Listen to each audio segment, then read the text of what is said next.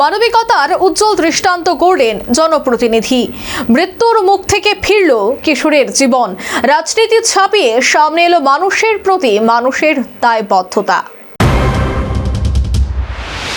দক্ষিণ ত্রিপুরার সাবরু মহকুমার মনুবাজার থানার অন্তর্গত ভগীরথপাড়ায় শঙ্করটিলা এলাকায় ঘটল এক মর্মান্তিক দুর্ঘটনা। 13 বছরের এক জনজাতি কিশোর খোসার ত্রিপুরা গরু চড়াতে গিয়ে অসাবধানতাবশত 33 মেগাওয়াট বিদ্যুৎ তারে জড়িয়ে পড়ে। বিদ্যুৎস্পৃষ্ট হয়ে গুরুতর আহত অবস্থায় পড়ে যায় একটি গাছের মধ্যে।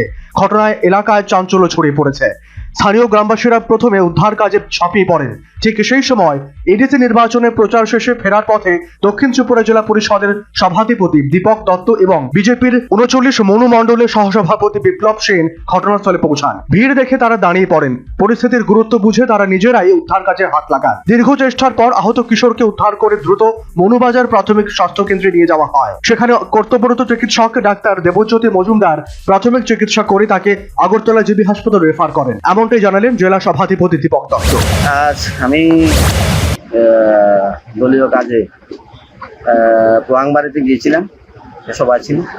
সভা শেষ করে আমি যখন মনুবাজারের দিকে আসছিলাম তখন দেখতে পাই রাস্তার ধারে দমুখা এলাকায়, শ্রীনগর এবং মনুবাজার রাস্তার মাঝামাঝি দমুখা এলাকায় একটা 12 বছরের ছেলে। পরে দেখলাম যে একটা ও শর্ট সার্কিটে ও একটা গাছের মধ্যে ঝুলেছিল। তা আমি সাথে সাথে এলাকায়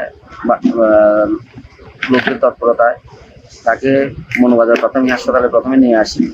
এরপরে ওখানে প্রাথমিক চিকিৎসার পর তাকে জিবি হাসপাতালে প্রেরণ করি। তা আমার এটা মনে হচ্ছে ও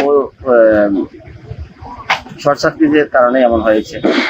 আমি খুব দ্রুত তাকে মনুবাজার প্রাথমিক হসপিটালে নিয়ে আসি এবং পরে তাকে উন্নত চিকিৎসার জন্য জিবিতে প্রেরণ করার ব্যবস্থা করেছি।